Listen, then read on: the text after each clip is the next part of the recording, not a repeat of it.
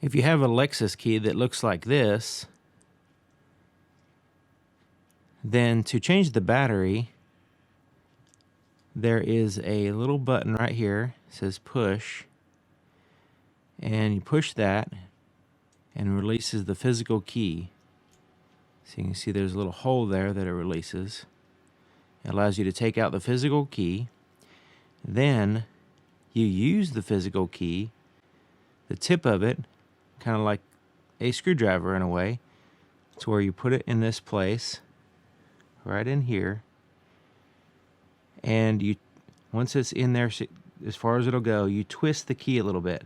You want to kind of do it gently and go one side and the other. So we twist it to the left and kind of twist it to the right and kind of get it separated. So this is kind of like a clamshell. You want to hold on to both pieces to make sure it doesn't fly apart on you. Then once it's started, you want to flip it over like this, and this is the back. You want to take the back off. It kind of pops off. That way the internals stay in their proper place and you can still access the battery. And so there's the battery right here, and the battery itself is kind of just spring clipped in there.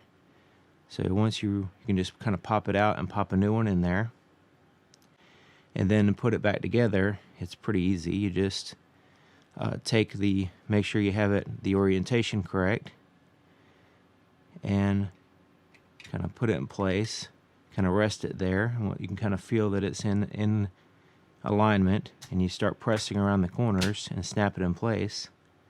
And then once you're confident that it's all together, the seam is all together, there's no gaps, you look around, make sure that it's secure and solid.